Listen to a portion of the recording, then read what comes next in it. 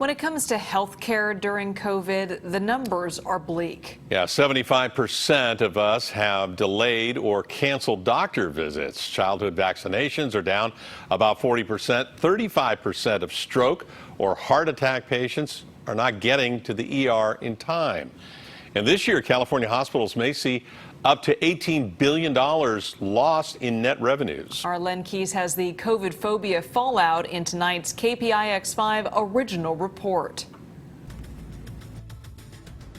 Earlier this year, Tracy Prose from Marin suffered a stroke. Her speech was quite garbled, and that was an alarm immediately for me. Also from the North Bay, Arnaldo Delera. He needed surgery to fix a leaky heart valve. He was having shortness of breath symptoms, and also his heart rate was beginning to race, what they call atrial fibrillation.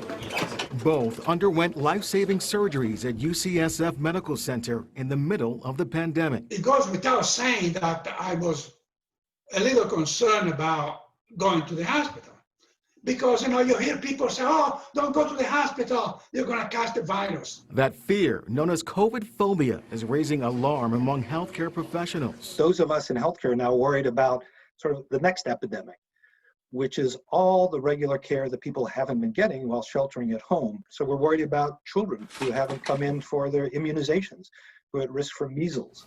We're worried about people with high blood pressure who haven't come in to get their blood pressure checked regularly, who are at risk of strokes. We're worried about our babies going to be born as healthy as they can if women haven't been coming in for their prenatal care. They were already in contact with the ED. Unlike Tracy and Arnaldo, people are staying away from hospitals at their own peril, many becoming disabled or even dying before they get help. There's 25% to 30% reduction in stroke and heart attack admissions to the hospital. And that's not because there were fewer of them. Harvard economics professor David Cutler says it's troubling how patients are not seeking critical emergency care. We're going to go with the tourniquet now. But he warns what might need life support is the healthcare industry.